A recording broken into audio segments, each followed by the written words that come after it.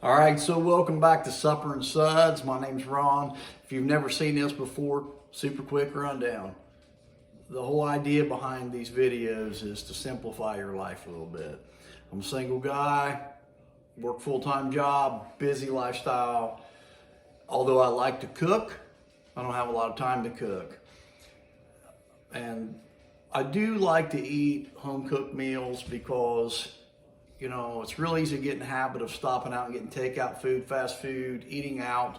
Two problems with that: it's very expensive, it's not very healthy. We tend to overeat and overdrink. So what I've learned to do is cook for myself. And I do eat out from time to time, but through the week I try to cook meals at home. And one of the things that I do is try to cook some entrees that I can kind of roll over into subsequent night's meals. If you haven't seen my previous segments, I encourage you to go back and look at those because you kind of get an idea of what I mean. Besides cooking, the other thing I do is I like to sample different types of beer. I'm a beer drinker. I'm not a big drinker, but I like to have a beer with meals, and I do have my go-tos when I'm out. But when I'm cooking, when I'm having meals, or when I'm different places, I like to try different types of beer and see how those pair with the food that I'm fixing. So what I'm going to do tonight is, this is kind of a standalone meal. By request, I'm doing steak, but I'm not doing any steak. I'm doing venison. I'm doing a venison fillet. Now somebody's going to say, I don't like deer meat, and they're going to shut this thing off right away. Don't do that. I'm going to change your mind. Everybody nowadays is in all this healthy organic and all this other stuff. Guys, you don't get any more organic than venison. It's wild game, it's lean, it's healthy, low cholesterol, low fat, basically none. And so it's amazing. I'm going to show you how to fix that this evening. And I'm going to try a beer I've never had before. It's a Samuel Adams Cold Snap White Ale. I have tried Samuel Adams products before, mixed feelings on those, and I tried one on a previous segment. So one of the things I want to do real quick tonight on this segment is I want to thank some good friends of mine, Scott and Amy Kerfman, and Brent and Terry Coburn. Terry's my sister, by the way. They gave me a nice glass from Kerfman's Bar there. Spent many a night at having a beer together with some good friends, but they gave me that to drink my beer out of. So I thank you for that. I appreciate it. I know you do watch my videos, and I'm sure you get a good laugh out of them. So yeah, it makes it all worthwhile. But listen, I'm not a professional at this. Guys, you don't have to get recipes from me, by the way. These aren't my recipes necessarily. Some of them are, but it's mostly the ideas that I come up with to make simple, easy meals that are healthy and that anybody can do. Guys, I'm not a chef, so if I can do this, you can do this. It's fun to do. So I like to drink beer, so we're going to try some beer tonight. So we're going to do a venison fillet. Now, guys, what I've done is this fillet has been marinating in my refrigerator 4, 5, 6 days. Somebody's going to say, oh my God, you can't do that. Guys, the steak you buy at the grocery store has been on the shelf much longer than that, been refrigerated. So what I like to do is I like to really marinate those things. And so I use a little Worcestershire sauce. I use actually what's called a venison rub. I got it from Cabela's. It is a commercial rub, but you can just do simple salt and pepper, whatever you like. You don't do what I do, but do what you like. I'm going to give you a couple tips on fixing venison. Number one, any steak actually. First of all, do not take this out of the refrigerator and put it straight in the skillet. We're going to cook this tonight inside in a cast iron skillet. If you take this right out of the fridge and this is cold and you cook it, it doesn't cook the same, guys. This has to be room temperature. So this has been sitting out for a couple hours. It's room temperature and it's ready to go. The dish that I'm having with this tonight is a potato dish that I mentioned before. It's fantastic. So what I like to do is I like to use little baby red and baby golden potatoes, and I actually cut those in half, okay? And I got a bowl full of those. I'm gonna show you what we do with those. So I take those potatoes and I cut them in half, and I got a little mixture here that I'm gonna show you. This is about half a cup of Parmesan cheese. It's like the stuff you sprinkle on spaghetti or pizza. You know, it's the powdery stuff. So what I've done is I got a half cup of that. I've got a half teaspoon of garlic powder, a half teaspoon of paprika, half spoon of oregano, dried oregano. I've also got a half teaspoon of pepper and a quarter teaspoon of salt. There it is. Just mix that together, whisk it a little bit. So you got that. The other thing we're gonna do is we're gonna take 2 tablespoons of olive oil. We're gonna put that in a glass baking dish, okay? And we're going to coat the bottom of that pan with the olive oil.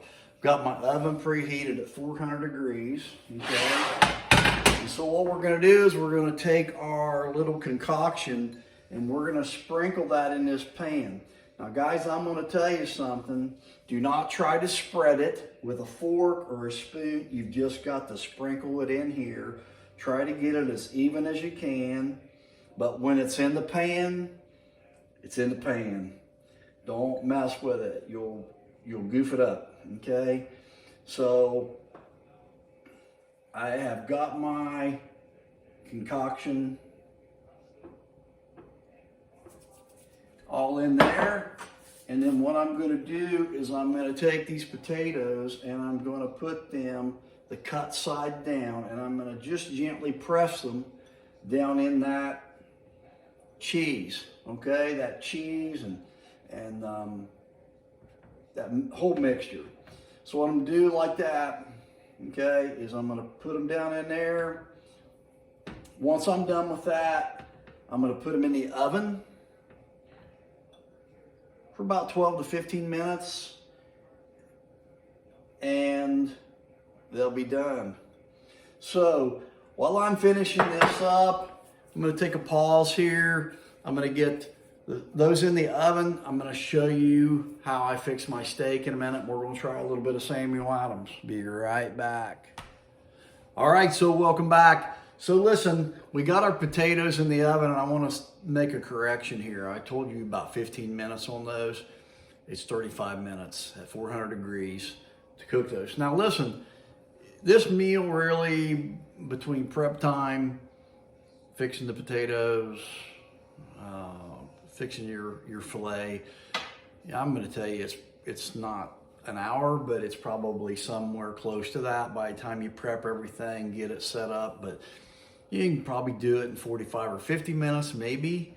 But one of the things you could do to speed this meal up, you know, this filet, this thing can be fixed in about 5 minutes or less.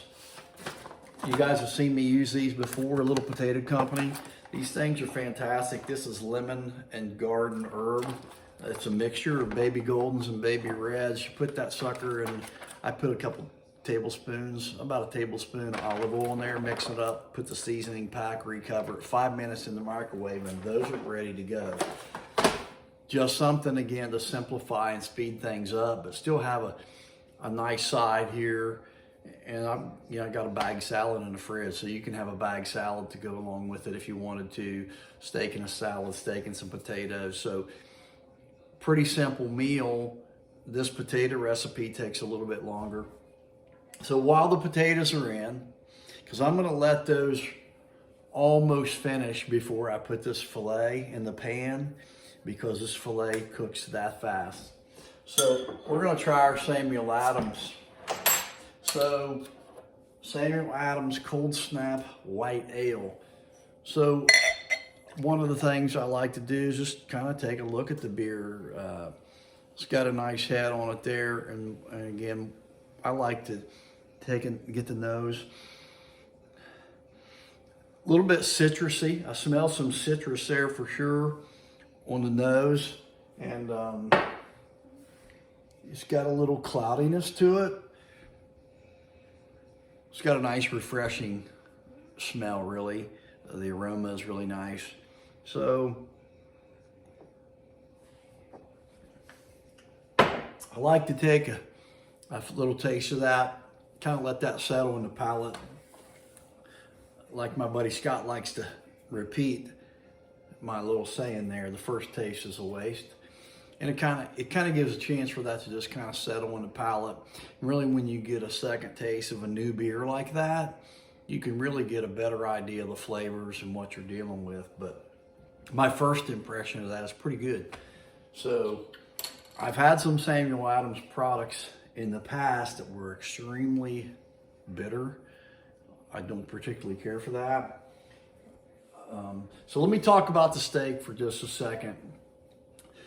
What I'm going to do is I'm going to fix that in a cast iron skillet. I'm going to turn the heat up about medium high. I'm going to throw a couple tablespoons of olive oil in there if I didn't already say that. And I'm going to sear that steak about 1 minute on each side. Then what I've done is I've melted one of the little quarter sticks of butter, and I like to use real butter, not margarine.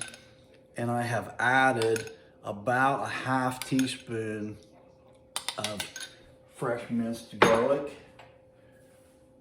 Okay. You can add more or take away if you're a garlic lover. Okay. I love garlic. Garlic doesn't necessarily love me, so I go pretty conservative on the garlic there. So let's get another taste of our Samuel Adams.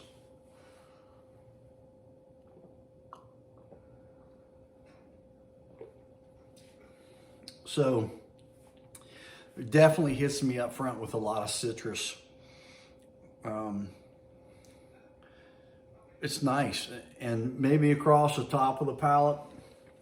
It takes a few seconds. If you really kind of just don't suck down a beer, you know, you're sitting around drinking, take a few moments to really taste something new like that. Really citrusy up front, a little cinnamon maybe across the palate, and then just a little bit of that hoppy finish on the back. That hops where you get a little bit of the bitter. Maybe a little sweet citrus up front, a little bit of orange peel on the back. Finish is something that's really important to me. I don't like something that's super bitter or that bitterness lingers on the palate. And I kind of like a beer that it kind of cleans off of your palate pretty quickly. I don't want to be walking around for 5 minutes after I've taken a drink and I've still got this bitterness on the back of my palate. So that's a pretty refreshing beer. Now I'm gonna say something here that Samuel Adams is probably not gonna like. This is a nice beer. I like it, but I'm gonna tell you what it is. It's a Blue Moon. I did a Blue Moon one here before. I have had Blue Moons since. Guys, this is a Blue Moon. Samuel Adams' version of a Blue Moon. And I'll be honest, maybe this will make Samuel Adams happy. I might like this one a little bit better because the Blue Moon is a little maybe heavy on the bitter, on the orange peel on the back end. This is not quite so bitter. So I think if I probably had to choose between a Blue Moon and this Samuel Adams Cold Snap White Ale, I'd probably go to the Samuel Adams. But you're gonna find the Blue Moon in your taverns pretty accessible. I mean, I think if you threw a slice of orange on this and took a drink, you'd probably have a hard time telling the difference between a Blue Moon. So it's a nice, refreshing beer. I'm enjoying it. So give it a try, pick it up. I think a 6-pack's about $10. So it's not, it's not super cheap if you're a big beer drinker. I don't know how you don't spend that much money, but I like a good beer. I don't like a lot of the everyday over-the-counter or cheap things. So anyway, I'm gonna pause this. We're gonna wait till the potatoes are almost done. I'm gonna throw the steak in the skillet and we'll be back. All right, so I'm back, and what I've done here is I got a couple tablespoons of olive oil in the cast iron skillet. Now guys, you don't have to use cast iron. You can use whatever you got. It works fine. I just like a cast iron for this kind of stuff. So I put a couple tablespoons of olive oil in there. I turned the heat on about medium high, and I am gonna put my filet in there. And guys, I'm gonna sear that on both sides for about a minute. So I gotta watch my timer because I already had that set for the potatoes, but about a minute on each side. And then what I'm gonna do is I'm gonna pour my butter and garlic over that, and I'm gonna kind of finish it off. I'm gonna kind of baste it really for about another minute on each side, and that steak will be done. The key to any steak, especially though wild game venison, is not to overcook it. If you're one of these people that like your steak well done, you're gonna screw it up. Especially venison, it's gonna get tough. You know, there's no fat in it. So, you know, say like a ribeye, it's just marbled full of fat, which makes it tender. Also makes it not as healthy, but it cooks different, the whole thing. So this doesn't have any fat in it. It's very lean. So if you cook it too long, it's just gonna toughen it up. You might as well buy a bag of jerky. So we got about a minute on one side. I'm gonna flip it over. And we're gonna kind of sear that other side. Now, the only negative, the downside to cooking these in the house like that is that you kind of get a mess where it splatters when you're searing the meat, but Blue Moon, or Samuel Adams, it's a Blue Moon. It's good, I like it. So that's got about 30 more seconds to sear on the other side. I'm gonna put my butter and garlic in there, and I'm gonna finish it off while the potatoes are also finishing up. And then we'll show you the finished product.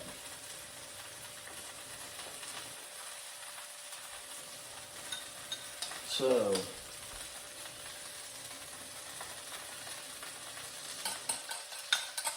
putting our butter and garlic in there. Like to get it all. You don't want to waste any of that stuff. It's fantastic. Okay. And then guys, all I'm going to do, and watch cast iron because you'll burn your hand. The skillet gets really hot. All I'm going to do is I'm going to tip that up a little bit, and I'm just going to kind of baste this thing. And we're going to do it about a minute on each side. All right. I'm going to baste it a little bit. I'm going to do about a minute one side. You'll see it just pops and crackles, and it's really, this is the way to cook a steak. Really, I like to cook on the grill, and you can fix a fantastic steak on the grill, but honestly, this is really better. It's just not as convenient, right? So, we've got a minute or so on that side. I'm actually going to flip this again, and we're just going to baste it a little bit.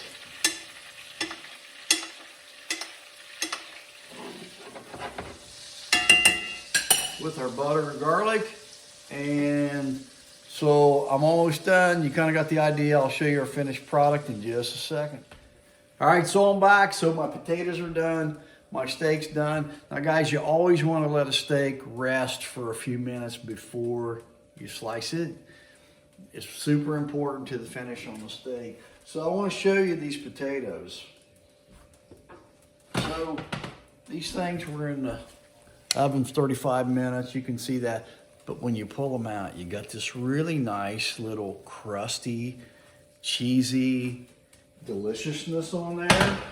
Okay, so we're going to take some of those, take a spatula, just use a spatula on that, and put those right on our plate. I just made a big mess. I'm really good at that. And voila, man. So we've got some steak and potatoes. I'm gonna cut this live right in front of you. I have not cut into this steak, so I don't really know how well done it is.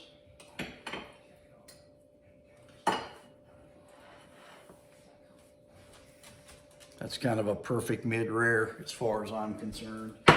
But if you overcook this steak, guys, you will screw it up. That's about medium rare. That's how I like mine. And I'm gonna try a piece right now.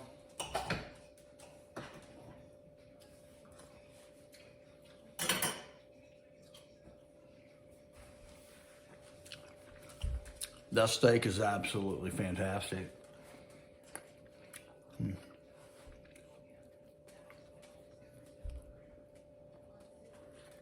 Those are hot.